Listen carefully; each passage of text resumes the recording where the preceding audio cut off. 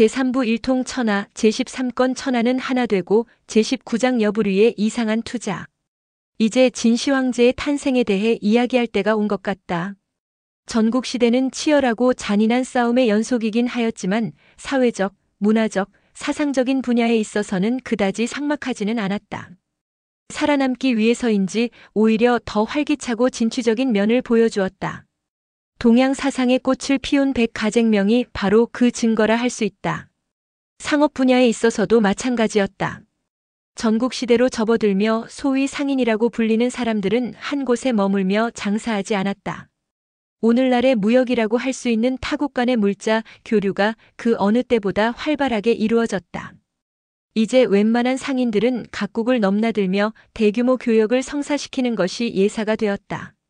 자연 대상이 출현하게 되었고 그들은 많은 이익을 남기기 위해 누구보다도 바쁘게 움직였다.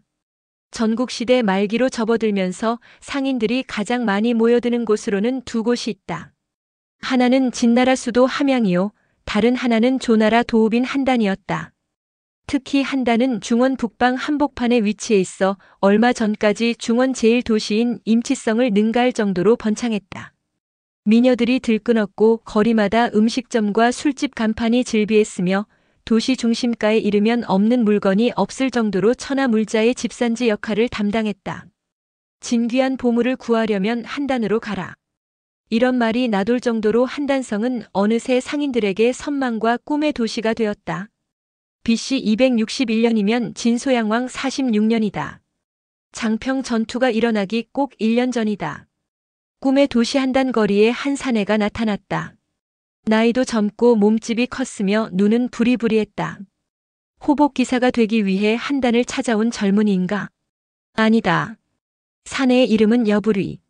천하 제1의 거상이 되는 것이 꿈인 청년 상인이었다. 그에 대한 신상 명세를 사기에서 빌려보자. 여부리, 양적 땅 사람으로 대상이다. 일찍이 여러 곳을 다니면서 싸게 사서 비싸게 팔아 천금의 재산을 모았다. 그가 주로 다루는 품목은 골동품이나 유서 깊은 보물, 그릇, 술잔 등이었다. 고도에서 골동품을 구입하여 신흥도시에 내다 팔곤 했다. 그 해봄 거리를 거닐고 있는 여부리는 한단에 처음 온 것은 아니었다. 벌써 수십 번째로 한단성 안에 집도 마련해 놓았다. 단골 기루도 있고 남모르게 교제하는 여인도 있다. 그러나 그의 본거지는 고향인 양적이다. 양적은 지금의 하남성 우현 일대를 말한다. 한때 한나라의 도읍이기도 했으나 이 무렵에는 조나라 영토로 편입되어 있었다. 수없이 들락거리는 한단이었지만 올 때마다 번창해가는 거리의 모습에 여부리는 눈을 휘둥그레 뜰 뿐이었다. 어지러울 지경이군. 사방을 둘러보는 중에 무엇인가에 세차게 부딪혔다. 그는 넘어질 듯 비틀거렸으나 곧 몸의 중심을 잡았다. 뭐야? 험악한 표정으로 고개를 돌려보았을 때 한 젊은 사내가 눈앞에 서 있었다. 미안합니다. 사내는 공손히 사죄했다. 비단옷을 입은 것으로 보아 제법 신분이 높은 집안의 자제임에 틀림없다. 그런데 어딘지 모르게 궁색해 보였다. 옷과 관도 몹시 낡았다. 사내는 거듭 고개를 숙여 사죄한 후 인파 사이로 사라져갔다. 순간 청년 실업가 여부리는 그 사내의 뒤를 밟기 시작했다. 짧은 순간이었지만 그 사내의 얼굴이 꽤나 인상적이었기 때문이다. 백옥 같은 얼굴에 주홍빛 입술, 귀인의 상이었다. 그러나 그 때문에 여부리가 그 사내의 뒤를 쫓은 것은 아니었다. 어쩐지 슬프다. 그랬다. 잠깐 사이에 본 그 사내의 표정은 적막한 슬픔에 사로잡혀 있었다. 그것이 여부리의 호기심을 끌었다. 귀족의 자제인 것만은 분명한데 그의 짐작은 맞았다. 사내는 시장 거리를 가로질러 큰 길을 따라 한참 걷다가 저택이라 해도 과언이 아닐 정도로 큰 집 안으로 사라져 들어간 것이었다. 하지만 역시 지금은 몰락한 귀족인가? 대문도 담도 낡고 퇴색했다. 누구 집일까? 한번 일어난 호기심과 궁금증은 좀처럼 가라앉질 않았다. 마침 그 근처에 사는 사람인 듯한 노인 하나가 지나갔다. 여부리는 노인을 붙잡고 물었다. 혹 저 집이 누구의 집인지 아십니까? 알다마다요. 진왕의 왕손 이인이 사는 집이라오. 노인은 묻지도 않았는데 계속해서 이인의 내력에 대해 설명했다. 8년 전인가 9년 전이었다. 진소양 왕은 조혜문왕을 위협하기 위해 민지 땅에서 회담을 연 적이 있었다. 그때 인상여가 조혜문왕을 수행해 민지로 나가 기지와 담력으로 진소양 왕의 위협을 멋지게 물리쳤다. 뿐만 아니라 진소양 왕의 아들인 안국군의 자식 하나를 인질로 데려오기까지 했다. 그 인질로 데려온 안국군의 아들이 바로 이 저택의 주인인 이인이라는 것이었다. 당시만 하더라도 소년티가 물씬 났는데 어느새 저렇듯 청년으로 성장했구려. 생각해보면 불쌍한 일이요. 할아버지는 천하를 호령하는 진왕이요. 아버지 안국군은 진나라 세자인데 그 손자요 아들인 이인은 저렇듯 여기서 볼모 노릇을 하고 있으니 매일 거리로 나가 무작정 돌아다닐 만도 하지요. 노인의 혀를 차는 소리를 듣는 동안 여부리는 깊은 상념에 잠겼다. 진왕의 손자의 다음에 왕위에 오를 안국군의 아들이라. 안국군은 원래 진나라 세자는 아니었다. 그 위로 형이 있었는데 얼마 전까지만 해도 그가 세자였다. 그런데 그는 위나라에서 볼모 생활을 하다가 병에 걸려 죽었다. 위나라는 그 시체를 진나라에 돌려보냈다. 그래서 사람들은 그를 도세자라고 부르고 있다. 그 2년 후 진소양 왕은 둘째 아들인 안국군을 세자로 책봉하여 후계자 수업을 시키기 시작했다. 안국군으로서는 행운이라 할 수 있었다. BC 265년 진소양 왕 42년의 일로서 원교 근공책의 이반자 범수가 진나라 재상에 오른 이듬해의 일이기도 하다. 그렇다면 왕손 이인은? 여기까지 생각한 여부리의 머릿속은 갑자기 바빠졌다. 자신도 모르게 중얼거렸다. 이야말로 기화로다. 능히 사둘만하지 않은가? 이 말은 너무나 유명한 말이다. 기화란 보기 드물게 뛰어난 물건이라는 뜻이다. 좀 더 정확히 말하면 현재로서는 돈이 되지는 않으나 잘 가꾸면 엄청난 가치를 지니게 되는 물건을 말합니다. 일반 사람에게는 전혀 상품의 가치가 없다. 그러나 안목이 있는 사람에게는 더할 나위 없는 보물이다. 사둘만하다. 어쨌거나 이날의 여부리와 왕손 이인의 우연한 마주침은 이후 두 사람의 운명을 완전히 바꾸어 놓게 된다. 다음 날이었다. 여부리는 일백금의 황금과 함께 시중에서 구하기 힘든 귀한 물건을 싸들고 왕손 이인의 집을 찾아갔다. 그는 이인에게 선물을 바치고 나서 말했다. 저는 여러 나라를 돌아다니며 물건을 사고 파는 상인입니다. 제가 이번에 천하에 보기 드문 기화를 발견했는데 저는 그것을 사러 왔습니다. 이인은 여부리의 말뜻을 알아듣지 못했다. 그 기화라는 것이 무엇이고 어디에 있기에 나를 찾아온 것이오?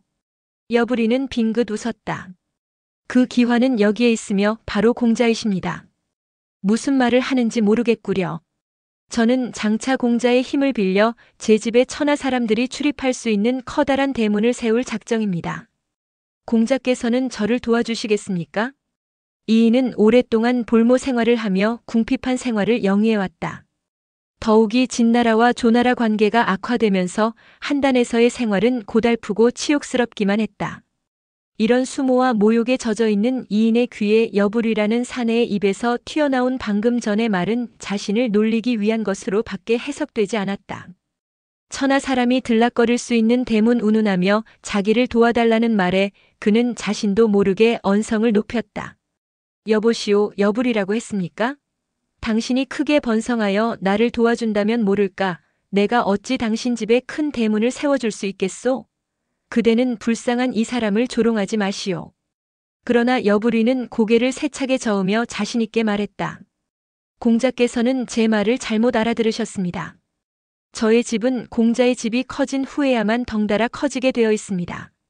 공자께서 저에게 운명을 맡기시면 저는 공자의 집에 천하 제일의 대문을 세워드리겠습니다. 부디 제게 공자를 살 수 있는 영광을 주십시오. 그제야 이인은 여부리의 말뜻을 알아듣고 놀라움을 금치 못했다. 그는 자기도 모르게 사방을 둘러보았다. 쉿!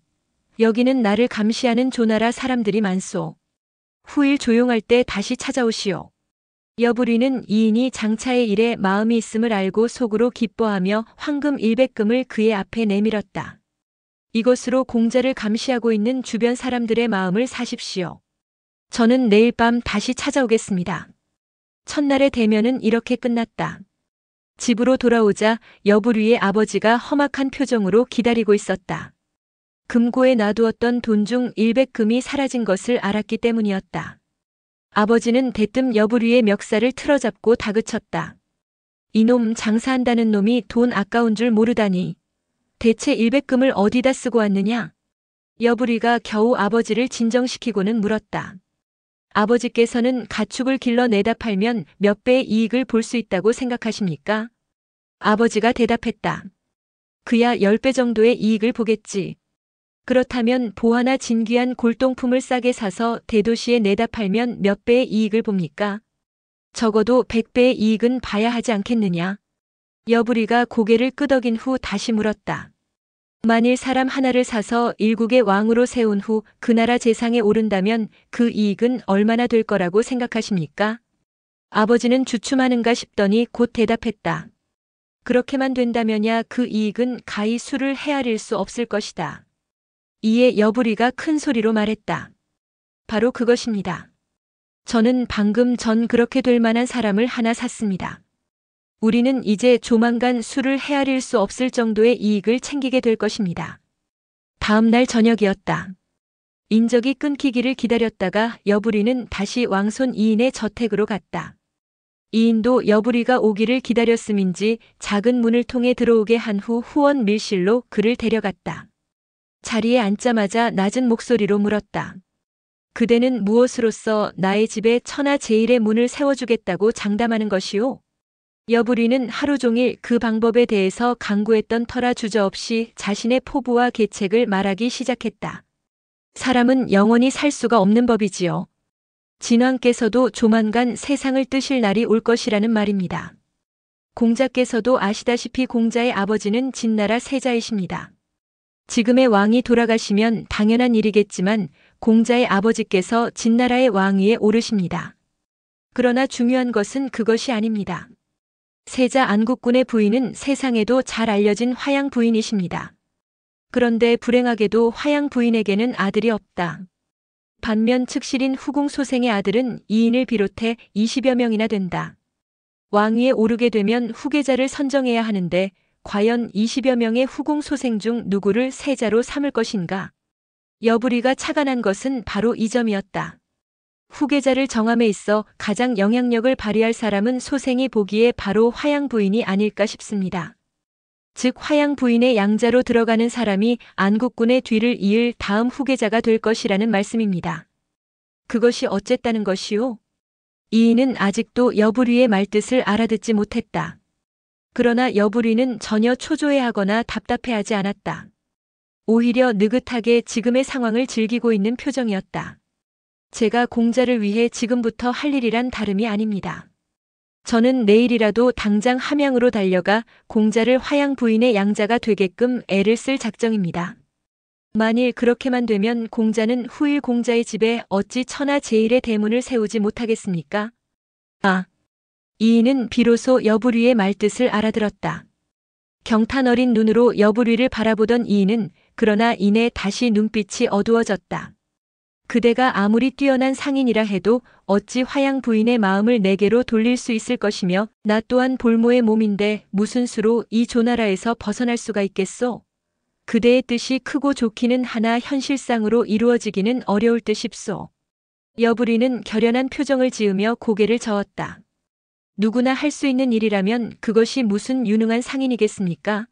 저는 천하제일의 대상이 되고자 하는 사람입니다. 공자께서 소생에게 일심만 맡겨놓으신다면 그 나머지 일은 모두 소생이 알아서 처리하겠습니다.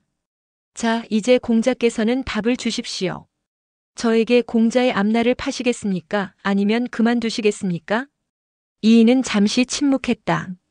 머릿속으로 온갖 생각이 스쳐갔다. 자신이 진나라 왕위에 오르는 것은 언감생심. 그로서는 볼모 신분에서 벗어나 함양으로 돌아가 자유로이 생활하기만 해도 대만족이다. 하지만 눈앞에 이 사내가 과연 자신에게 그런 행운을 안겨줄 수 있을 것인가? 아무리 생각해도 불가능한 일일 것 같았다. 이인의 입은 좀처럼 열리지 않았다. 여부리는 그런 이인의 마음을 짐작하고 마지막이라는 각오로 말했다. 우리 상인들의 말을 빌리자면 이번 일은 공자에게 있어서는 믿져야 본전입니다. 믿져야 본전. 그랬다. 지금의 상황보다 더 나빠질 것이 무엇이 있겠는가. 여부리의 말은 이인에게 커다란 용기를 주었다. 새삼 중요한 것을 깨달았다는 표정으로 이인은 고개를 쳐들었다. 두 손을 내밀어 여부리의 두툼한 손을 잡았다. 그대가 정녕 나를 귀한 몸으로 만들어준다면 내 그대와 함께 평생 부귀영화를 누리겠소. 이것으로 두 사람 간의 거래가 이루어졌다. 남은 일은 이제 실천뿐이었다. 이인의 결심을 확인한 여부리는 품속에서 500금을 꺼내어 내밀었다. 이인이 놀라서 물었다. 이것이 무엇이오? 계약금입니다. 계약금? 하하. 농담입니다. 공자께서는 이곳에서 매우 어려운 생활을 하고 계십니다. 후일을 위해 이 돈으로 좌우 사람들을 매수하고 여러 빈객들과 교류하십시오. 나중에 이곳 한단을 탈출할 때 많은 도움을 줄 것입니다. 소생은 내일 함양으로 떠날 작정입니다. 당분간 이곳에 들르지 못하더라도 양해해 주시기 바랍니다. 말을 마치고 여부리는 어둠 속으로 사라져갔다. 함양. 중원의 초강대국 진나라의 도성이다. 한단과 더불어 가장 번화함을 자랑하는 도시이기도 하다. 그 함양성 가장 화려한 거리 한 모퉁이에 커다란 저택 하나가 솟아 있었다. 사람들은 그 저택을 화양궁이라고 불렀다. 시정에 나와 있으니 궁이라고 할 수 없으나 사람들이 그렇게 부르는 데는 그만한 까닭이 있었다. 그 집은 다름 아닌 세자 안국군의 부인인 화양 부인의 사저였기 때문이었다.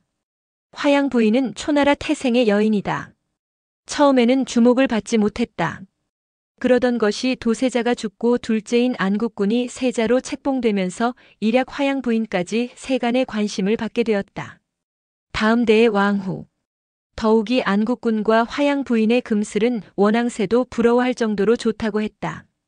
자연 화양궁을 출입하는 사람들의 숫자가 늘어났다.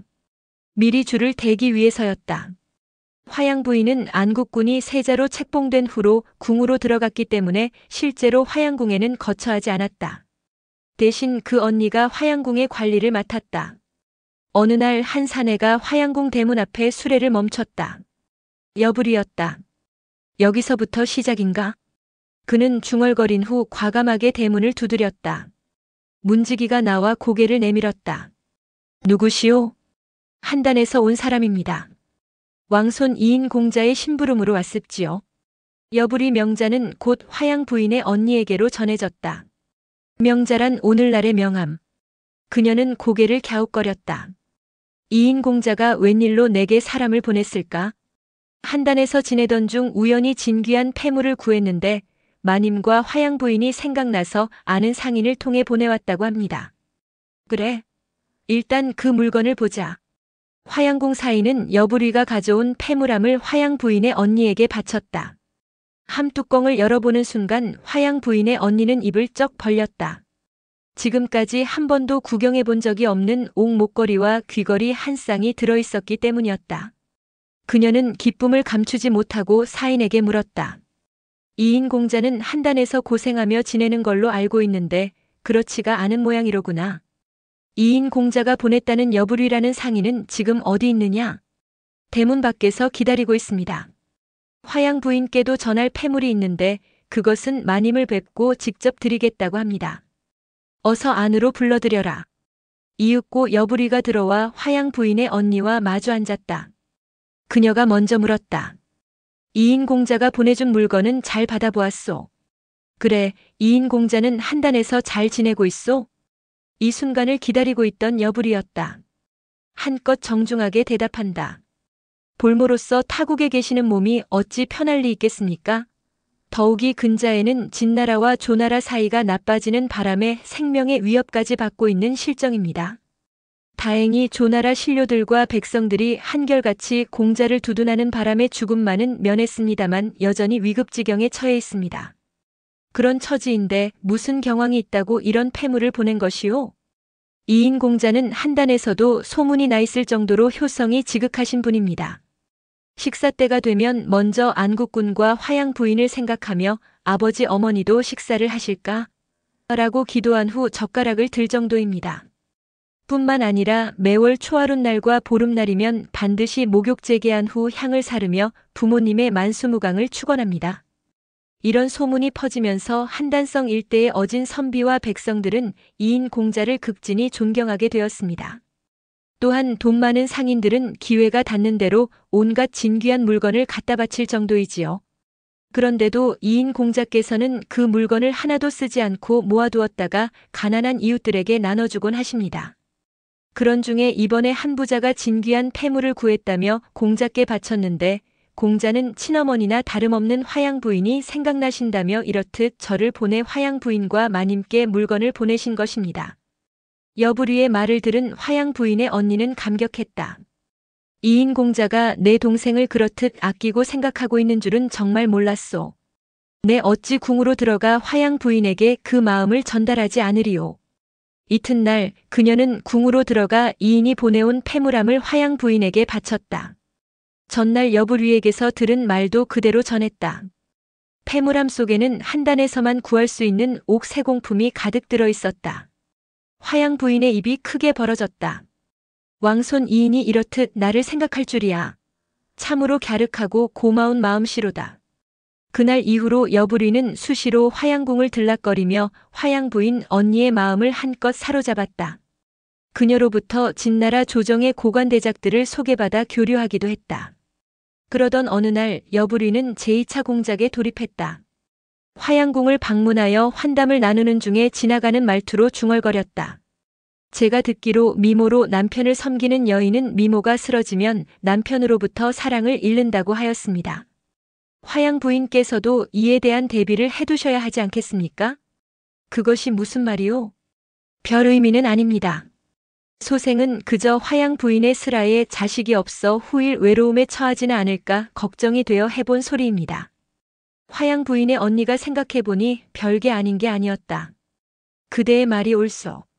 내 동생도 언젠가 그 말을 한 적이 있소. 그러나 어쩌겠소? 하늘이 자식을 보내주지 않는 것을. 여부리가 슬며시 한 걸음 다가앉으며 말했다.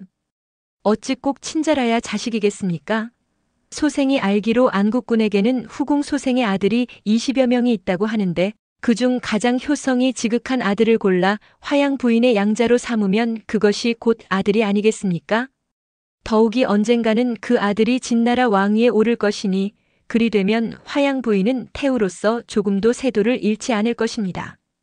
이것을 일러 곧 장구한 이득이라고 합니다. 소생의 생각으로는 하루빨리 양자를 들이시어 후일에 대비하는 것이 좋을 듯 싶습니다. 그렇지 않고 머뭇거리다가는 후회할 날이 올지도 모르겠습니다. 전곡을 찌르는 말이 아닐 수 없었다. 듣고 보니 참으로 옳으신 말씀이요. 그런데 누구를 양자로 삼아야 한단 말이오. 지금 20여 명의 아들 중 누가 가장 어질고 화양 부인을 끔찍이 생각합니까? 소생이 보기에는 이인 공자 또한 화양 부인을 친어머니처럼 여기고 계시니 그분을 양자로 삼으시면 장차 무엇이 근심이겠습니까? 며칠 후 여부리의 이 말은 언니를 통해 그대로 화양 부인의 귀에 전해졌다. 화양 부인이라고 해서 어찌 후사에 대해 생각해보지 않았으리요. 그녀는 언니로부터 여부리의 말을 전해 듣고는 무릎을 쳤다. 그 사람 말이 꼭 맞소. 이제야 나는 내가 할 일을 깨달았소. 그날부터 화양 부인은 밤이면 남편인 세자 안국군에게 눈물을 뿌리며 호소했다. 소첩은 다행히 세자를 모시는 몸이 되었으나 불행히도 자식이 없어 늘 가슴 한구석이 빈 듯 허전하기 짝이 없습니다. 세자께서는 이 몸을 어여삐 여기신다면 어질고 효성이 지극한 왕손 이인을 적자로 삼아주시기 바랍니다. 그렇게만 되면 소첩은 그 어떠한 것도 바라지 않겠습니다. 안국군은 이제 막 세자에 오른 터라 후사 문제에 대해 그다지 깊이 생각해보지 않았다. 처음에는 무심코 흘러넘겼으나 화양 부인의 청이 거듭되자 대답했다. 부인이 이인을 그토록 생각하고 있을 줄은 몰랐소. 적절한 모름지기 부모 마음에 들어야 하니 잘 되었소. 이인을 적자로 삼도록 합시다. 그래도 화양 부인은 마음이 놓이지 않았던지 다시 말했다. 후일 마음이 바뀌실 때는 어찌하시겠습니까? 하하. 의심도 심하시오. 정그러하다면 내가 옥부에 맹세의 글을 써주리다. 그러고는 옥으로 만든 부절을 꺼내 글을 새겨주었다. 적사인. 이인을 후사로 삼노라라는 뜻이었다. 화양 부인은 옥부를 받아 반으로 쪼개 하나는 자신이 간직하고 다른 하나는 남편인 안국군에게 건네주었다. 해냈다. 여부리는 주먹을 불끈 쥐었다. 길가에 떨어져 놔둔 군은 돌멩이를 잘 깎고 다듬어 귀한 옥으로 만드는 데 성공한 것이었다. 이제부터 이인은 단순한 볼모가 아니었다. 언젠가는 진나라 왕이 될 귀한 몸이었다. 잘 보호했다가 때가 되면 왕좌에 올려앉히는 일만 남았다. 며칠 후 여부리는 안국군과 화양 부인의 부름을 받았다. 자신의 일이 성사된 것을 실감하는 순간이었다. 여부리는 세자궁으로 들어가 무릎을 꿇었다. 화양 부인이 의자를 권하여 앉게 한 후 말했다. 그대가 우리 이인을 잘 돌봐준다니 참으로 고맙소. 앞으로도 계속 우리 이인을 보살펴주기 바라오. 소인은 한낱 천한 상인에 불과합니다. 제가 어찌 이인 공자를 곁에서 모실 수 있겠습니까? 다만 죽음으로써 지켜드릴 따름입니다. 이번에는 안국군이 입을 열었다. 그대의 노고에 감사하오. 그런데 이인을 적자로 삼고 보니 한 가지 고민이 있소. 그대도 알다시피 이인은 지금 조나라의 볼모로 가 있는 중이오. 여차하면 해를 당할 수도 있는데 이 일을 어찌하면 좋겠소? 한마디로 이인을 한단에서 빼내올 수 없겠느냐는 물음이었다. 여부리 또한 그 문제에 대해서 이미 수도 없이 생각해 보았다. 아직 명확한 방법을 강구하지 못했으나 일단은 조나라 신료들을 매수해서라도 이인 공자의 안전을 책임지겠습니다. 그런 후 기회를 보아 이인 공자를 구출해내겠습니다. 그대만 믿겠소. 일단 내가 그대에게 황금 500일을 내줄 터이니 그것을 가지고 가 이인의 안전을 도모하시오. 다음 날 여부리는 안국군이 내주는 4마리 말이 끄는 수레를 타고 함양성을 떠났다. 세자 안국군의 적자. 여부리로부터 이 같은 통보를 받은 왕손 이인은 자기 귀를 의심했다. 새삼스러운 눈길로 앞에 서 있는 사내를 바라보았다. 이 사내는 불가능이라는 것이 없는가? 여부리가 돌아온 이후부터 이인의 생활은 한결 풍족해졌다. 본국으로부터 정기적으로 많은 생활비가 보내져 오기 때문이었다. 조나라에서의 위상도 달라졌다. 언젠가는 진나라 왕이 될 신분. 이런 소문이 퍼지면서 여러 나라의 사신들과 선비들이 수시로 그의 저택을 방문했다. 이인은 여부리의 건의에 따라 이름도 바꿨다. 자초. 초나라 출신의 화양 부인의 아들이라는 뜻이다. 두말할 나위 없이 화양 부인에게 잘 보이기 위한 수단이다. 이제부터는 왕손 이인을 자초라고 하겠다. 어느 사이 자초의 곁에는 여부리가 그림자처럼 따라다녔다. 두 사람은 아낌없이 돈을 썼다. 감시하는 관리는 물론 조정의 고관들에게도 열심히 뇌물을 바쳤다. 이 덕분에 자초의 행동은 한결 자유로워졌다. 하지만 역시 한단성 밖으로는 일절 나갈 수가 없었다. 감시의 눈길은 조금도 소홀해지지 않은 것이다. 자초와 여부리는 어쩔 수 없이 탈출에 대한 계획을 미뤄야만 했다. 대신 두 사람은 자주 기루에 둘러 술을 마시면서 소일했다. 해가 바뀌어 BC 260년진 소양왕 47년 3월이 되었다. 이때는 진나라 장수 백기가 장평 전투에서 조나라 군사 40만 명을 생매장하기 불과 4개월 전이었다. 이 무렵 실과 바늘처럼 붙어다니던 두 사람 사이에 작은 다툼이 일어났다. 좀 더 정확히 말하면 자초가 여부리의 마음을 상하게 했다. 여부리에게는 비밀리에 사귀는 여인 하나가 있었다. 한단성에 사는 조나라 상인의 딸이었다. 두 남녀는 몰래 만나 잠자리도 함께하였다. 그 여인이 임신을 하자 여부리는 아예 그녀를 자신의 집으로 데려와 아내로 삼았다. 여부리의 집에서는 그녀를 조희라고 불렀다. 조나라 여인 또는 조씨 성의 여인이라는 뜻이다.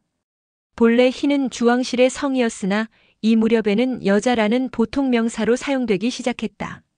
그런 중에 자초가 여부리의 집으로 놀러왔다. 밤늦게까지 함께 술을 마시며 놀았다. 기루에서 기녀 10여 명을 불러다 춤을 추고 노래를 부르게 했다. 흥이 난 여부리는 자신의 아내 조이까지 불러내어 춤을 추게 했다. 문제가 발생한 것은 바로 이때였다. 아름답도다. 자초의 입에서 경탄의 소리가 터져나왔다. 탐복만 한 것이 아니었다. 자초는 여부리를 돌아보며 말했다. 나는 조나라의 볼모로 온 후로 너무나 쓸쓸한 밤을 보내왔소. 선생에게 처음이자 마지막으로 부탁하건대 저 여인을 내게 주시오. 조이는 자신이 사랑하는 아내다. 자초도 그것을 알고 있다. 그런데도 조이를 자기에게 달라고 하다니. 여부리는 취기가 가셨다. 자리를 차고 일어나 자초의 얼굴을 무섭게 쏘아보았다. 눈에서는 분노의 불길이 타올랐다. 여느 사람 같았으면 벌써 주먹이 날아갔을 것이다. 그러나 상대는 자초다. 여부리는 격분한 가운데서도 마음을 눌러앉히고 조용히 말했다. 너무 많이 취하셨나 봅니다. 이제 그만 돌아가시지요. 여기서 그냥 물러났으면 여부리의 말대로 취기 탓으로 돌린 채 끝나고 말았을 것이다. 그런데 자초는 정말로 조희에게 반한 모양이었다. 술 기운에 하는 소리가 아니오. 나는 진심으로 조희와 결혼하기를 바라고 있소. 선생께서는 부디 내 소원을 들어주시오. 아무리 자초라고 하지만 이 말에는 여부리도 참을 수가 없었다. 술상을 뒤엎으며 소리쳤다. 공자는 나를 뭘로 보시는 겁니까? 나는 지금까지 호의로서 공자를 대해왔습니다. 그런데 공자는 제가 가장 사랑하고 있는 아내를 빼앗을 작정이십니까? 그것이 저에 대한 보답이십니까? 소생은 정말로 공자에게 실망했습니다. 여부리의 화난 모습을 본 자초는 그제야 자신이 너무 결례되는 행동을 했음을 알아차렸다. 황망히 허리를 숙여 사죄했다. 선생은 진정하십시오. 내가 그동안 너무 외롭고 쓸쓸하여 선생의 은혜만 믿고 못할 말을 했나 봅니다. 오늘 일은 내가 취중의 한 소리라 여기고 그만 노여움을 푸십시오. 그날의 일은 이렇게 끝이 났다. 어수선한 가운데 자초는 집으로 돌아갔고 여부리는 여불위대로 혼자 술을 마구 퍼마시다가 잠이 들었다. 다음 날 한낮이 되어서야 여부리는 잠에서 깨어났다. 눈을 뜨는 순간 간밤의 일이 떠올랐다. 조희로 인해 자초에게 마구 험한 소리를 한 것이 생각이 났다. 실수했구나. 여부리는 후회했다. 자초가 누구인가? 후일 진나라 왕이 될 신분이다. 보잘것없는 볼모를 여부리가 그런 귀한 보물로 만들어 놓았다. 그로서는 더할 나위 없는 상품인 것이다. 그런 그에게 상을 뒤집어 엎으며 욕설을 퍼부어댔으니 후회스러울 만도 하였다. 여부리는 초조감에 사로잡혀 방안을 왔다 갔다 했다. 온갖 상념이 스쳐갔다. 자초공자가 나를 불손하게 여기실까? 만일 그렇다면 그동안 내가 투자했던 것을 물거품이 되고 마는 것이 아닌가? 여기까지 생각하던 여부리의 머릿속으로 별안간 섬광 같은 빗줄기 하나가 스쳐갔다. 나는 장사꾼이다. 그동안 자초공자에게 투자한 돈만도 3,000금이 넘는다. 어찌 그것을 물거품으로 돌릴 수 있겠는가? 투자한 김에 성공하든 망하든 그 끝을 보아야 한다. 아내라고 해서 어찌 투자하지 못할 것인가? 아니, 어쩌면 가장 확실한 투자일지도 모른다. 자초를 완전히 내 사람으로 만들 가장 확실한 투자. 여부리의 머릿속은 어지러울 정도로 빠르게 움직였다. 문제는 조희의 뱃속에 든 내 아이다. 그 일을 어떻게 처리할 것인가? 낙태시켜 보내면 감쪽 같지 않을까? 아니다. 그것이 아니다. 자초는 후일 진나라 왕이 된다. 자초가 왕이 되면 그 아들은 세자가 되어 또 왕의 자리에 오른다. 그런데 그 아이가 내 아이라면 나의 아들이 곧 진나라 왕이 되는 것이다. 여부리의 생각은 걷잡을 수 없이 비약하고 있었다. 어느 순간 그의 얼굴에 환한 빛이 감돌았다. 그렇구나. 잘하면 이건 생각보다 더한 횡재일지도 모르겠다. 그날 여부리는 하루 종일 방 안에 틀어박혀 상상의 날개를 펼쳤다. 저녁 무렵 방문을 열고 나오는 여부리의 얼굴에는 하나의 결연한 각오가 서려 있었다. 조희야. 어디 있느냐? 여부리는 부서져라 복도를 밟으며 뛰어갔다. 조희의 방에 들어섰다. 놀란 조희가 의자에서 일어나 맞이했다. 무슨 일입니까? 잠시 할 말이 있다. 거기에 앉도록. 여부리는 침착하려 했으나 좀처럼 흥분을 가라앉힐 수가 없었다. 물을 가져오라. 냉수 한 대접을 다 마시고 나서야 여부리는 어느 정도 가슴을 진정시킬 수가 있었다. 처음과는 달리 차분하게 가라앉은 음성으로 조희를 향해 입을 열었다. 내게 물어볼 말이 있다. 조희의 눈은 맑았다. 말씀하십시오. 너는 나를 사랑하느냐? 조희의 맑은 눈에 웃음꽃이 피었다. 굳이 대답해야 합니까? 안다. 나는 안다. 내가 나를 사랑하고 있다는 것을. 그래서 묻는 것이다. 얼마만큼 사랑하는가를. 너는 나를 위해 죽을 수 있느냐? 그제야 조희는 여불이 표정이 여느 때와는 다른 것을 알고 진지한 표정이 되었다. 잠시 후 조용히 고개를 끄덕였다. 네. 나를 위해 죽을 수 있다고? 그만큼 사랑한다는 뜻이겠지. 좋다. 그렇다면 굳이 돌려서 말하지 않겠다. 너는 나를 위해 내 부탁을 들어주어야겠다. 무엇이든 들어드리겠습니다. 좋다. 말아마. 너는 나와 헤어져야겠다. 내일 밤 안으로 내 집을 떠나라. 어젯밤에 만난 진왕의 손자인 자초 공자께서 너를 몹시 갖고 싶어 하신다. 아내로 삼고 싶다고 하셨다. 너도 알다시피 그 때문에 나는 자초 공자에게 심한 욕까지 퍼부었다. 하지만 생각해보니 내가 경솔했다. 어느 것이 너를 위하고 또 나를 위한 것인지 이제 나는 확연히 깨닫게 되었다. 나는 자초 공자를 위해 가산을 거의 바쳤다. 이제 남은 것은 그것을 거두어드리는 일뿐이다. 그런데 그것을 거두어드릴 수 있는 사람은 오직 너뿐이다. 내가 자초에게 가지 않으면 나는 투자한 거액을 거두어드릴 수 없을 뿐 아니라 앞으로 희망도 없다. 어떠냐? 너는 나를 위해 자초 공자에게로 시집갈 수 있겠느냐? 조희는 놀라는 표정을 감추지 못했다. 전혀 생각지도 않은 말이었기 때문이었다. 하지만 조희는 침착했다. 아니, 영리했다. 여불이의 말을 금방 알아들었다. 잠시 생각에 잠기더니 이내 고개를 들었다. 대인의 뜻을 알겠습니다. 다만 한 가지 마음에 걸리는 것이 있습니다. 무엇이냐? 말해보라. 대인께서도 아시다시피 소첩은 임신한 몸입니다. 어찌 대인의 핏줄을 잉태한 몸으로 자초 공자에게로 갈 수 있겠습니까? 여불이는 고개를 끄덕이다가 낮은 소리로 대답했다. 바로 그 때문에 내가 자초 공자에게로 시집가야 한다는 것이다. 내가 나를 섬겨보았자 너는 한낱 장사꾼의 아내밖에 되지 않는다. 그러나 내가 자초 공자와 혼이 나면 너는 언젠가는 왕후의 몸이 된다. 또한 뱃속에 들어있는 자식이 아들이라면 너는 장차 왕의 어머니가 되는 것이다. 아울러 나 역시 왕의 아버지가 된다. 이것이 우리가 영원토록 부귀영화를 누릴 수 있는 비결이 아니고 무엇이겠는가. 내가 후일 왕후가 되고 태후가 되더라도 나는 결코 너를 잊지 않을 것이다.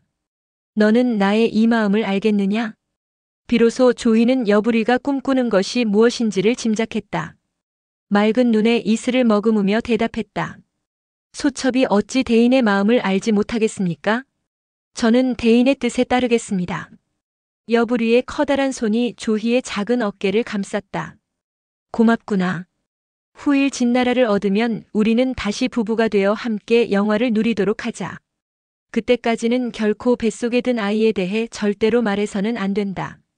아니, 이 세상을 떠날 때까지 그 일은 우리 둘만의 비밀이어야 한다. 알겠느냐? 그 일은 염려하지 마십시오.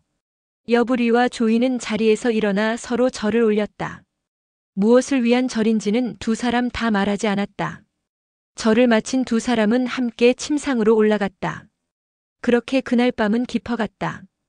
다음 날 저녁 여불이는 조희를 곱게 단장시켜 수레에 태워 자초의 저택으로 향했다. 그때까지도 자초는 꿈속을 헤매는 듯 열에 들떠 있었다. 여불위로부터 호된 꾸짖음을 받고 집으로 돌아오긴 했으나 눈앞에 아른거리는 그녀의 모습을 지울 수가 없었다. 아, 아름다운 여인이여. 그는 이틀 동안 꼬박 조희만을 생각했다. 포기할 수 없다. 그녀가 여불이의 여자인 것은 하등의 상관도 없었다. 문제는 여불이였다. 어떻게 그를 설득할까? 다시 한번 여불이에게 부탁해보자. 이렇게 생각하고 있는데 벼랑간 문이 열리고 여불이가 들어섰다. 자초는 깜짝 놀랐다. 여불이 때문이 아니었다. 그 뒤를 따르는 조희의 모습을 보았기 때문이었다. 꿈인가? 어리둥절하는 사이에 여불이가 가까이 다가와 무릎을 꿇었다. 소생이 공자를 위해 중매를 설까 합니다. 소인의 중매를 받아주실런지요? 자초는 이내 모든 사태를 파악했다. 얼른 여불이의 손을 잡아 일으켰다. 고맙소. 결코 선생의 은혜는 잊지 않겠소. 그날 저녁 자초의 저택에서는 커다란 잔치가 벌어졌다. 혼례잔치였다. 여부리는 만취하여 집으로 돌아왔다. 그의 기분은 어떠했을까? 공자 자초가 조희를 사랑하고 아끼는 마음은 끔찍했다. 한시도 조희의 곁에서 떨어지지 않았다. 한 달쯤 지나서였다. 조희가 얼굴을 붉히며 자초에게 속삭였다. 소첩 공자의 지극한 사랑을 받아 뱃속에 아이가 들어선 모양입니다. 자초의 기쁨은 이루 헤아릴 수 없이 컸다. 그러나 그는 알지 못했다. 조희의 뱃속에 든 아이가 이미 3개월째에 접어들고 있다는 사실을. 한때 소원했던 자초와 여부리의 관계는 다시금 물과 물고기처럼 사이가 좋아졌다. 두 사람은 함께 조희를 잘 보살폈다. 그러는 중에 자초에 대한 감시가 부쩍 엄해졌다. 조나라와 진나라 사이에 전쟁이 일어났기 때문이었다. 이 전쟁이 바로 장평 전투다. 40만 명에 달하는 조나라 군사가 진나라 장수백기에 의해 생매장 당했다는 소문이 퍼지면서 조효성왕은 진나라 볼모인 자초에 대해 연금령을 내렸다. 자초는 문밖 출입이 금지되었고 여부리 또한 자초의 저택을 출입할 수 없게 되었다. 그러나 자초는 별 고통을 겪지 않았다. 하루가 다르게 불러오는 조희의 배만 보면 행복했기 때문이었다. 7개월이 후딱 흘러갔다. 조희는 유달리 배가 많이 불렀다. 그럴 수밖에. 실제로는 임신 10개월째가 아닌가. 하지만 자초의 계산으로는 8개월째다. 이제 2달 후면 우리의 아이가 태어나겠구려. 조희는 내심 초조했다. 그런데 하늘의 도움인가. 조희는 좀처럼 해산의 기미를 보이지 않았다. 마침내 2달이 더 지나 조희는 산통을 느꼈다. 자초의 저택은 부산이 움직였다. 하룻밤의 산고 끝에 조희는 이윽고 아이를 낳았다. 아이가 태어나기 직전이었을 때 벼랑간 방 안이 환해지면서 새들이 축하하듯 집안 마당에 가득 날아들었다. 그리고 아이는 태어났다. 옥동자입니다. 자초의 입이 벌어졌다. 방 안으로 뛰어들어가 아이의 얼굴을 보았다. 아이의 코는 크고 눈이 길었다. 입안에는 이가 벌써 서너 개나 있었다. 목덜미에서 등줄기로 비늘 같은 것이 달려 있었다. 울음소리가 어찌나 큰지 인근 동네까지 다 들렸다. BC 259년 정월 초하룻날 아침의 일이었다. 자초는 아이를 내려다보며 축원했다. 아이의 골상을 보니 여간 비범하지 않다. 이 아이의 이름은 정이다. 장차 천하를 다스릴 아이로 키우리라. 정. 이 아이가 곧 40여 년 후 육국을 멸망시키고 550년간 이어온 난세를 종식시킬 진시황인 것이다. 그러나 그 기쁨도 잠시였다. 자초와 이제 막 태어난 아이 정은 커다란 위기에 직면했다. 장평 전투에 이어 진나라 대군이 재차 조나라를 공격하여 한단성을 포위해 버린 것이었다. 원래 백기는 장평 전투에서 크게 이긴 승세를 타고 그대로 한단까지 진격하려 했었다. 그러나 군사들이 피곤할 것을 염려한 승상범수는 진소양 왕에게 청하여 회굴령을 내렸다. 백기 장군은 귀환하라. 40만 명의 포로들을 하룻밤 사이에 죽인 백기에 대한 질책일 수도 있었다. 이에 대해 백기는 큰 불만을 품었다. 이는 필시범수가 내가 공을 세우는 것을 시기해서일 게다. 더욱이 백기는 범수와 정적 관계이던 양후 위엄 계열의 사람이었다. 왕명을 어길 수 없어 함양으로 귀환하기는 했지만 범수에 대해 못마땅해 하는 마음은 더욱 커졌다. 만나는 사람들에게마다 불평을 털어놓았다. 이번에 우리가 승세를 타고 끝까지 몰아붙였더라면 한단성마저 점령할 수 있었을 것이다. 참으로 애석한 일이다. 승상 범수 때문에 우리는 조나라를 합병할 좋은 기회를 놓치고 말았다. 진나라의 조정 일각에서 이 말이 공론화되었다. 자연 진소양 왕의 귀에도 그 말이 들어갔다. 진소양 왕은 뒤늦게 조나라를 통합할 기회를 놓쳤음을 후회하고 승상 범수를 불러 다시 의논했다. 아무래도 우리가 너무 성급히 군대를 물린 것 같소. 지금이라도 다시 군사를 내어 한단성을 공격하는 것이 어떻겠소? 범수는 진소양 왕의 뜻이 강한 것을 알고 대답했다. 군사들이 다소 피곤하기는 합니다만 백기 장군이라면 능히 한단성을 점령할 수 있을 것입니다. 이에 진소양 왕은 백기를 불렀다. 그런데 공교롭게도 그 무렵 백기는 병에 걸려 있었다. 도저히 군대를 거느리고 나갈 몸 상태가 아니었다. 진소양 왕은 어쩔 수 없이 왕릉을 대장으로 임명하여 조나라 점령의 명을 내렸다. BC 259년 진소양 왕 48년, 조효성 왕 7년 9월 왕릉은 10만 대군을 거느리고 조나라를 쳐들어갔다. 단숨에 한단성을 포위했다. 자초가 아들정을 낳은 바로 그 해의 일이었다. 여러 신하의 반대를 무릅쓰고 조과를 기용했다가 대패한 조효성 왕은 다시 명장 연파에게 상장군의 인수를 내리고 한단성의 수비를 맡겼다.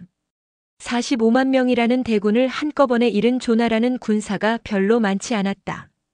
연파는 나가 싸우기보다는 성을 굳게 지키며 이따금씩 결사대를 내보내 유격전을 펼쳤다. 이것은 커다란 효과를 발휘하여 진나라 장수 왕릉은 번번이 큰 손실을 입었다. 진소양 왕은 다시 왕을을 추가로 파견했으나 그 또한 해가 바뀌도록 한단성을 점령하지 못했다. 승전은커녕 패전 소식만 날아오자 진소양 왕은 우울했다. 그러할 때 측근 신하 하나가 아뢰었다. 백기의 병이 완쾌되었다고 합니다. 진소양 왕은 그 말이 그렇게 반가울 수가 없었다. 즉시 백기에게 사람을 보내 명했다. 백기는 지금 곧 한단으로 가 왕릉을 대신하여 군사를 지휘하라. 그런데 백기로부터 뜻밖의 답변이 올라왔다. 신은 아직 완쾌되지 않아 거동을 할 수가 없습니다. 아울러 아뢰옵건대 한단성은 공격하기가 결코 쉽지 않습니다. 만일 조나라가 다른 나라의 구원군을 요청하면 싸움은 더욱 어려워집니다. 이번 싸움은 패할 것이니 그냥 군대를 소환하십시오. 한마디로 거절이었다. 뿐만 아니라 패할 것이라고 악담까지 하고 있지 않은가. 진소양 왕은 불쾌했다. 범수를 불러 물었다. 백기가 아직 병이 낫지 않아 나갈 수 없다 하는구려. 그가 정말로 병을 앓고 있는 것일까? 범수는 백기가 자신에 대해 좋지 않은 감정을 품고 있음을 알고 있었다. 그가 유능한 장수라 가능한 한 정치적인 타협을 보려 했었다. 그런데 백기는 노골적으로 자신을 비방하며 나라의 중요한 전쟁까지도 거부하고 있었다. 제거할 때가 되었음인가? 진소양 왕의 물음에 범수는 조용히 대답했다. 신이 사람을 보내 그의 병이 꾀병인지 아닌지를 알아보겠습니다. 범수는 자신의 문객 중 한 사람을 백기의 집으로 보내 문병하게 했다. 백기는 여러 문병객을 맞아 한창 화제가 되고 있는 한단성 싸움에 대한 자신의 견해를 떠들어대고 있었다. 두고 보시오.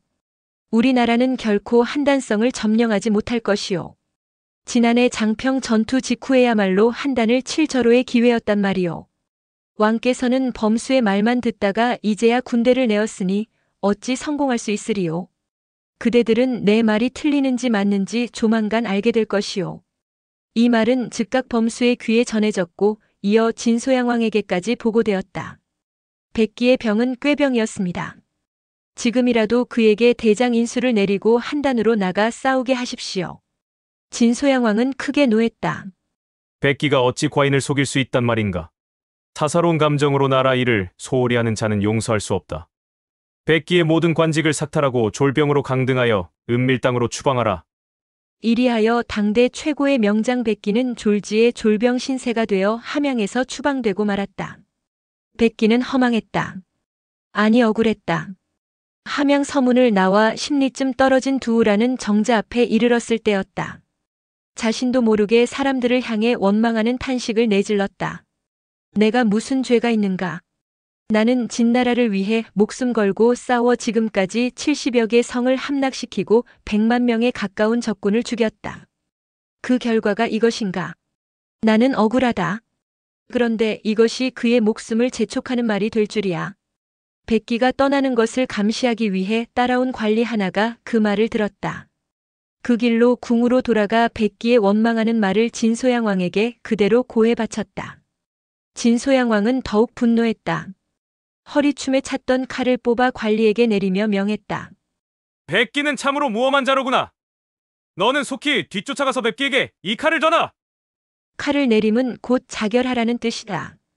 두우의 정자에 앉아 쉬고 있던 백기는 뒤이어 달려온 관리로부터 진소양 왕의 칼을 받았다. 그는 또 한 번 하늘을 우러르며 절규했다.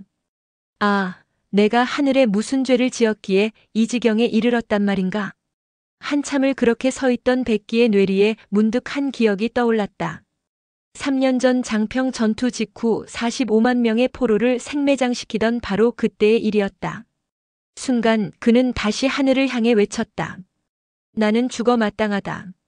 지난날 장평 땅에서 45만 명의 죄 없는 포로를 구덩이 속에 파묻어 버렸으니 내 어찌 죽지 않고 살아있을 수 있단 말인가. 그렇게 백기는 진소양 왕이 내린 칼로 자기 목을 찌르고 죽었다. 사마천은 사기를 통해 다른 시각으로 백기의 죽음을 논평하고 있다. 속어에 이런 말이 있다. 한자가 비록 길기는 하지만 더 긴 것과 비교할 때는 짧고 한치가 짧기는 하지만 더 짧은 것과 비교할 때는 길다. 백기는 적정을 헤아려 능란한 임기응변과 무궁무진한 기계를 내어 천하의 이름을 진동시켰다.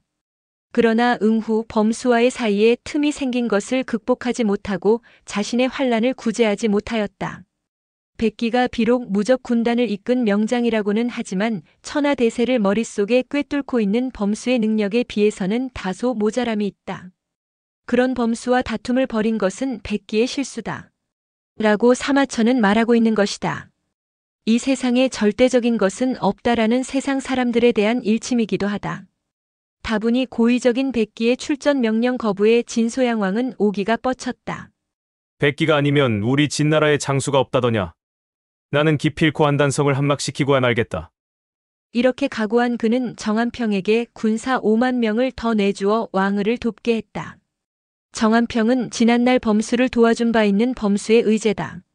상황이 진소양 왕의 자존심 문제로 번져가면서 더 한층 어려움을 겪게 된 것은 한단성을 포위당한 조나라뿐이었다. 쉽게 물러날 것 같지 않다. 이런 판단이 들자 조효성 왕은 다른 나라의 구원을 청하지 않을 수 없게 되었다. 먼저 거리가 가까운 위나라의 위알리 왕에게 사자를 보냈다.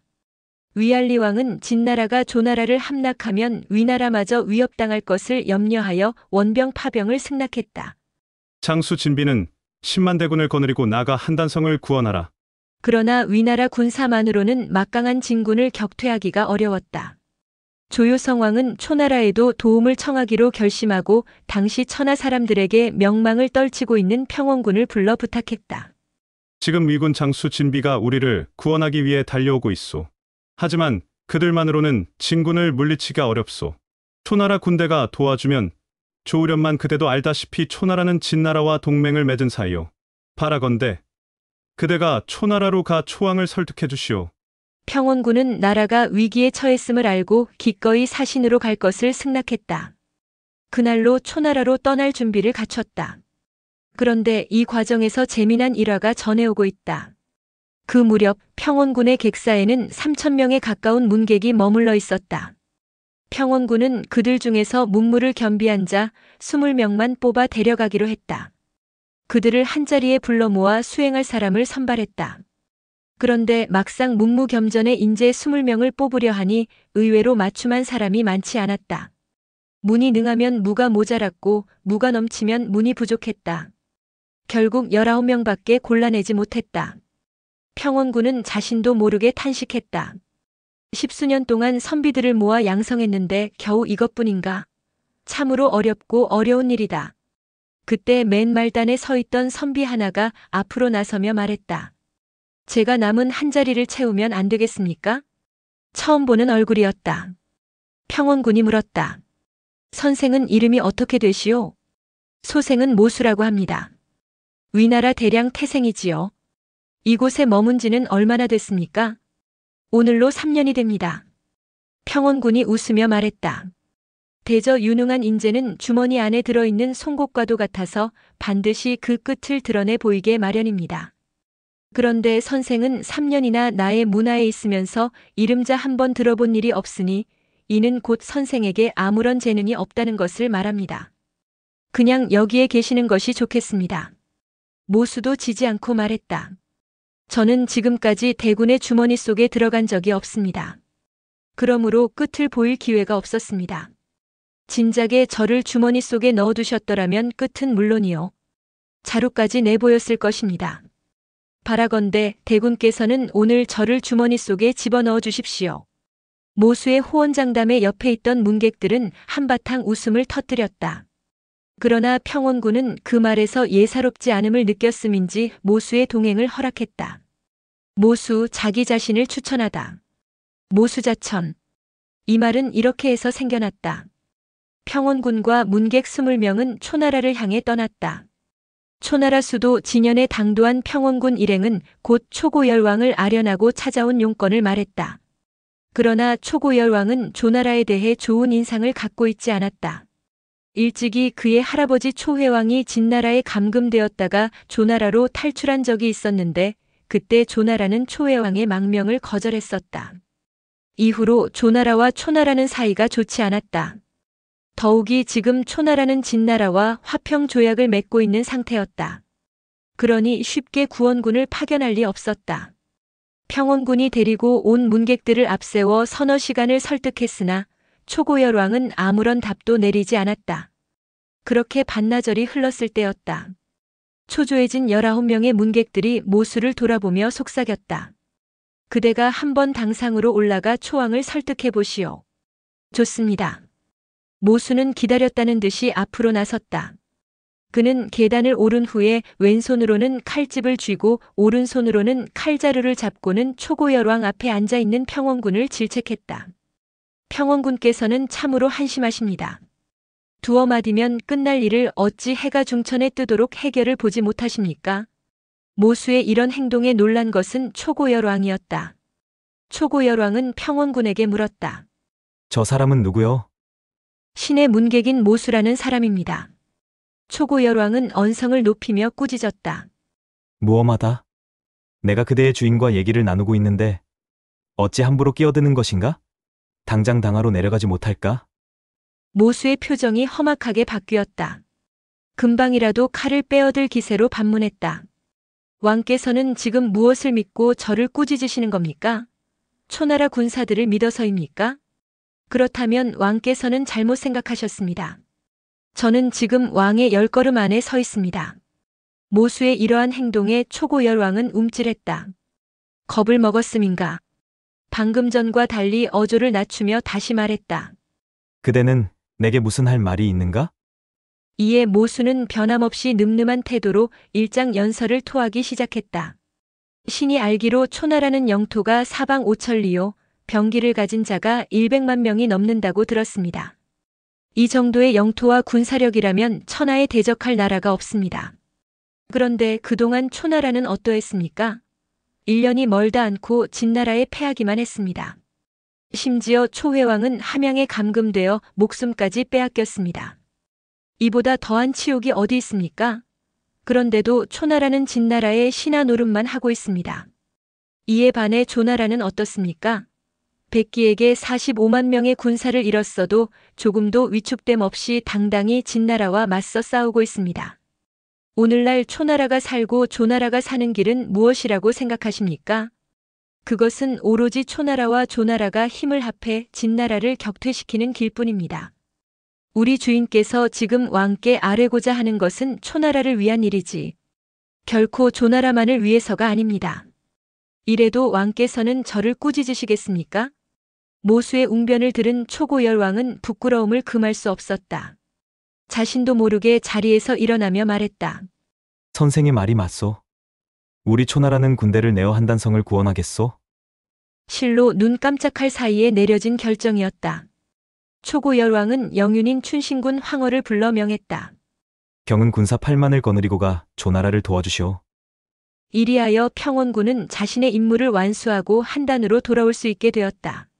한단성에 당도한 그는 여러 문객에게 말했다. 나는 이제 사람을 고르지 못하겠소. 그동안 많은 인재를 발굴했다고 생각했었는데 모수 선생을 보고 나서부터는 내 안목이 전혀 틀렸음을 알게 되었소. 모수 선생의 세치현은 100만 대군의 군사보다 강하였소. 그런데도 나는 3년 동안 그를 알아보지 못했으니 이 어찌 안목이 있다고 말할 수 있겠소. 위군 대장 진비 10만 대군을 거느리고 한단성으로 향하다. 초나라 영윤 춘신군 군사 8만 명을 이끌고 북진하다. 이 같은 보고에 다혈질의 진소양왕은 겁을 먹기는커녕 오히려 더욱 투지를 불살랐다. 좋다. 내 친히 조나라로 가서 한단성을 점령하리라. 그러고는 승상범수에게 함양성을 맡긴 후 10만 군대를 거느리고 직접 한단성을 향해 출발했다. 한단성 50리 밖에 다다른 진소양왕은 구원군을 파병한 위나라 초나라부터 위협하는 작전을 폈다. 각기 사자를 보내 윽박질렀다. 지금 당장 군대를 돌리지 않으면 귀국의 영토부터 유린하겠소. 다분히 공갈이 섞인 협박이었지만 효과가 있었다. 위알리 왕은 진소양 왕의 위협에 겁을 먹고 대장 진비에게 명을 내렸다. 일단 행군을 멈추고 돌아가는 사세를 관망하라. 춘신군 황홀 역시 섣불리 조나라 땅으로 들어서지 않고 초나라 국경 근처에 머물게 하였다. 이로써 진나라와 조나라 간의 싸움은 또 다른 국면으로 접어들게 되었다. BC 257년 진소양왕 50년이면 한단성 전투가 발발한 지 3년째로 접어드는 해였다. 자초의 아들 정이 3살이 되는 해이기도 했다. 위나라와 초나라와의 구원군이 도중에 진군을 멈추었다는 소식이 날아들면서 조나라 왕실과 조정은 크게 불안해졌다.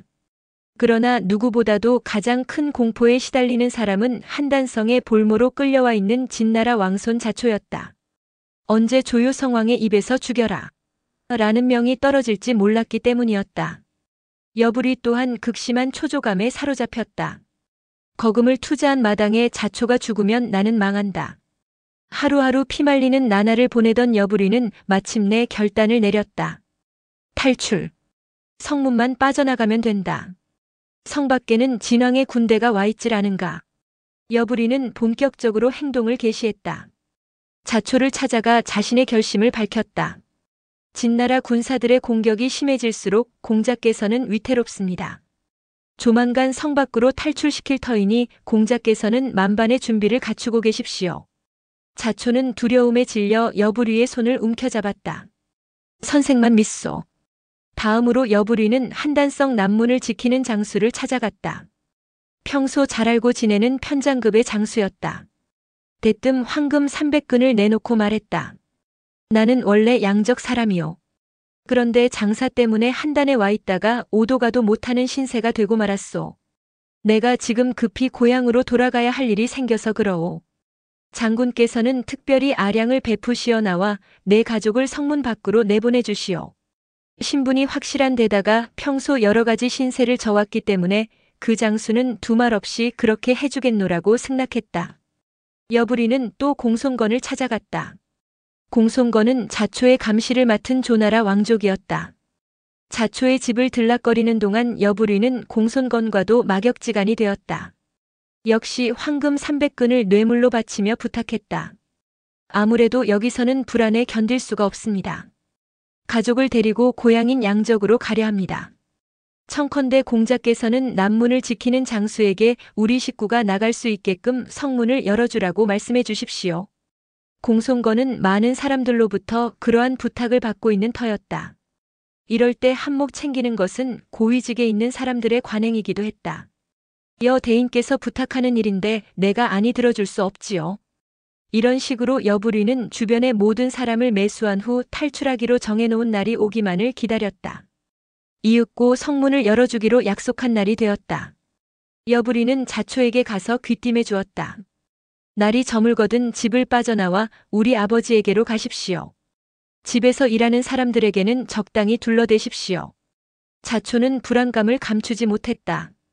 다른 사람은 괜찮으나 공손건을 따돌릴 자신이 없구려. 공손건에 대해서는 염려하지 마십시오.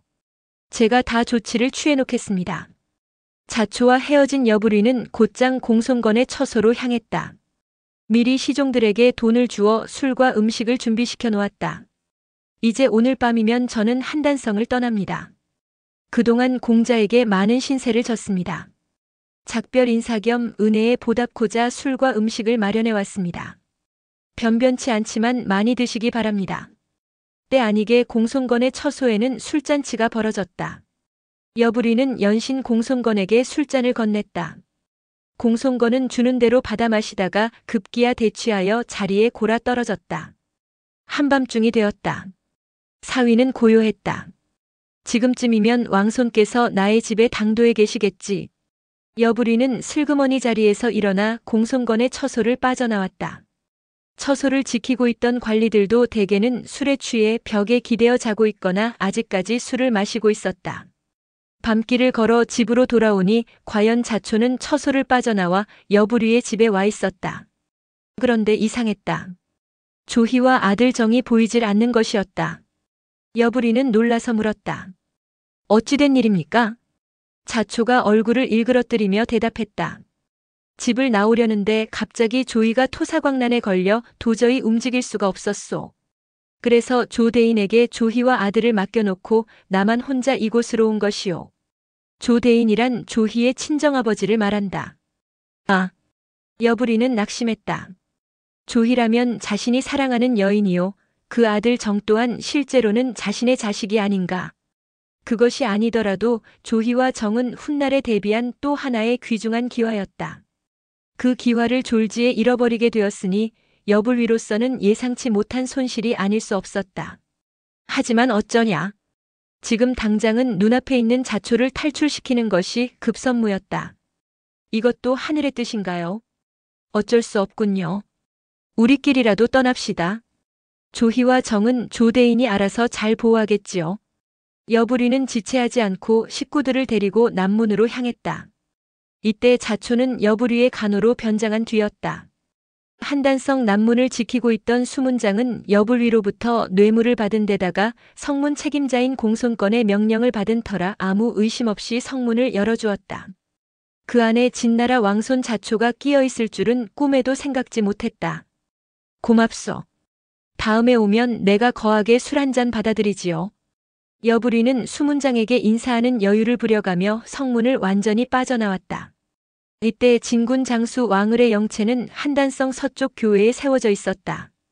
양적으로 뻗은 길이 남문에서부터 나 있기 때문에 어쩔 수 없이 남문으로 나온 여부리는 얼마쯤 길을 가는 척하다가 이내 방향을 바꾸어 왕을의 영체가 있는 서쪽 교회로 향했다. 그러는 사이 날이 밝아왔다. 여부리 일행은 무사히 왕을의 영체에 당도했다. 여부리는 보초를 서고 있는 병사들에게 외치듯 말했다. 여기 진나라 왕손께서 와 계시다. 지금 목숨을 걸고 한단성을 탈출해 온 중이니 어서 왕을 장군께 안내하라. 막 침상에서 일어난 진군 대장 왕을은 왕손인 자초가 왔다는 말에 맨발로 뛰어나왔다. 자초는 간호의 옷을 벗고 깨끗한 옷으로 갈아입은 후 왕을 앞에 섰다. 왕을은 자초의 얼굴을 알아보고 말했다. 그간 얼마나 고생이 많으셨습니까? 마침 대왕께서 친히 여기 나와 계십니다. 대왕의 행궁은 십리 밖에 있습니다. 지금 곧 그리로 모시겠습니다. 자초와 여부리 일행은 왕을의 보호를 받으며 진소양 왕의 행궁으로 옮겨졌다. 오. 뜻밖으로 손자의 얼굴을 대한 진소양 왕은 놀라움과 감격을 금치 못했다. 자초를 덥석 끌어안고 기쁨의 탄성을 토했다. 세자가 너를 밤낮으로 걱정하고 있더니 하늘이 도우시어 호랑이 굴 속에서 무사히 빠져나왔구나. 너는 어서 함양으로 가 내 부모를 안심시켜라. 자초와 여부리 일행은 그곳에서 하룻밤을 묵은 뒤 진소양 왕에게 하직한 후 수레를 타고 함양성을 향해 달리기 시작했다. 다음 날 아침이었다. 어찌나 술에 취했던지 공손건은 해가 중천에 이르러서야 잠에서 깨어났다. 침상에서 내려서기도 전에 부하들이 달려와 아뢰었다. 어찌된 일인지 자초의 일가가 보이질 않습니다. 그럴 리가? 공손건은 정신이 번쩍 들었다. 탈출인가? 직감적으로 이런 생각이 스쳤다. 튕기듯 일어나 자초의 처소로 달려갔다. 역시 중요한 폐물과 물건은 보이지 않았다. 여부리의 소행이다. 다시 여부리의 집으로 달려갔다. 집은 개미 새끼 한 마리 찾아볼 수 없을 정도로 깨끗하게 청소되어 있었다. 공손건은 비로소 자신이 여부리의 농간에 넘어간 것을 깨달았다. 그자가 작별 인사를 빙자하여 일부러 나에게 술을 먹이고 그 사이 자초 일가를 빼돌렸구나. 분통이 터졌으나 때는 늦었다. 볼모를 놓쳤으니 보통 일이 아니었다. 혹시나 하는 기대감으로 남문으로 달려가 수문장에게 물었다. 어젯밤 여부리라는 자가 이 문을 나갔느냐? 네. 소생은 공자께서 부탁하신 대로 그들을 내보냈습니다. 혹시 그 일행 중에 왕손인 자초가 있지 않았더냐? 아니요, 왕손은 보지 못했습니다. 종놈으로 변장하여 빠져나간 게 틀림없다. 이 일을 대체 어찌하면 좋단 말인가? 발을 동동 구르던 공송건은 문득 한 생각이 떠올랐다. 20대의 여인과 3살 박이 아이도 있었더냐? 여종은 있긴 했지만 젊은 여종은 없었던 듯 합니다. 그리고 3살 박이 아이도 없었습니다. 공송건의 눈동자에 광채가 일었다. 옳지. 조희와 자초의 아들 정은 빠져나가지 못했구나. 내 이들을 잡아 왕께 속죄해야겠다. 만일 이들마저 놓친다면 나는 죽은 목숨이다. 그날부터 공송건은 한단성 안을 샅샅이 뒤졌다. 그러나 아무리 수색해도 조희와 그 아들 정의 행방은 찾을 수가 없었다. 공송건은 몰랐지만 그날 밤 토사광난에 걸린 조이는 아들 정과 함께 친정아버지인 조대인의 집으로 옮겨졌다. 자초가 무사히 빠져나갔다는 소식과 함께 공송건이 그 일가의 행적을 수소문하고 있다는 소식에 그들은 다시 친척집으로 가 밀실 깊숙이 숨어버렸다. 그러나 불안이 완전히 가신 것은 아니었다. 언제 어느 때 조나라 관리들에게 발각될지 몰랐다. 아예 성을 바꿔야겠다. 이렇게 생각한 조이는 아들 정에게 자신의 성을 붙여주었다. 이때부터 자초의 아들 정은 조정이라 불리며 상인 조대인의 아들 행세를 하였다. 한 달이 넘도록 조희와 아들 정의 행방을 알아내지 못한 공송건은 절망했다. 더 이상 속일 수도 없고 하여 조효성왕에게 사실을 고한 후 칼을 뽑아 자기 목을 찌르고 자결했다. 함양성에 당도한 자초와 여부리는 곧 세자궁으로 들어가 아버지 안국군과 화양 부인을 만났다. 이때 자초는 여부리의 간언에 따라 초나라 복색을 하고 입궁했다. 적자로 삼은 아들 자초가 무사히 한단에서 탈출해 오자 세자 안국군과 화양 부인의 기쁨은 이루 헤아릴 수 없이 컸다. 특히 화양 부인은 눈물까지 흘려가며 자초를 맞이했다. 감격의 순간이 지나가자 화양 부인은 비로소 아들 자초의 복색이 남다름을 발견했다. 머리에는 남관을 썼다. 발에는 표석을 신었고 상의는 장포 대신 단포를 입었다. 허리에는 혁대를 둘렀다. 진나라 복색이 아니다라 여기고 화양 부인은 의아해하며 물었다. 너는 조나라에 머물러 있었는데 어찌하여 초나라 복장을 하고 있느냐? 불효한 소자는 늘 어머니만 생각하며 세월을 보냈습니다. 몸은 비록 떨어져 있었지만 마음만은 어머니와 함께 한다는 생각으로 초나라 옷을 만들어 입은 것입니다. 자초는 머리를 조아리며 궁으로 들기 전 여부리가 일러준 대로 대답했다. 아니나 다를까? 초나라 태생인 화양 부인은 또 한 번 감격했다. 내가 나를 그렇게까지 생각하고 있었을 줄은 정말 몰랐구나. 여기에 한술 더 떠 여부리가 아뢰었다. 왕손께서는 어머니를 생각하는 마음에 이름도 자초라고 바꾸었습니다. 이제 화양 부인은 이인, 아니 자초라면 눈에 집어넣어도 아프지 않을 만큼 끔찍이 여기게 되었다. 자초로부터 그간의 일을 상세히 들은 세자 안국군은 여부리의 손을 잡으며 크게 칭찬했다. 선생이 없었더라면 나는 효성이 지극한 아들을 영원히 만나지 못할 뻔했소. 그에 대한 보답은 차차 하기로 하고 우선 저택 한 채와 황금 100일을 드리겠소. 부왕께서 개선에 오시면 내 직접 선생을 천거하겠소. 동궁을 나서는 여부리는 속으로 환호성을 질렀다. 이제야 투자한 보람이 나타나는구나.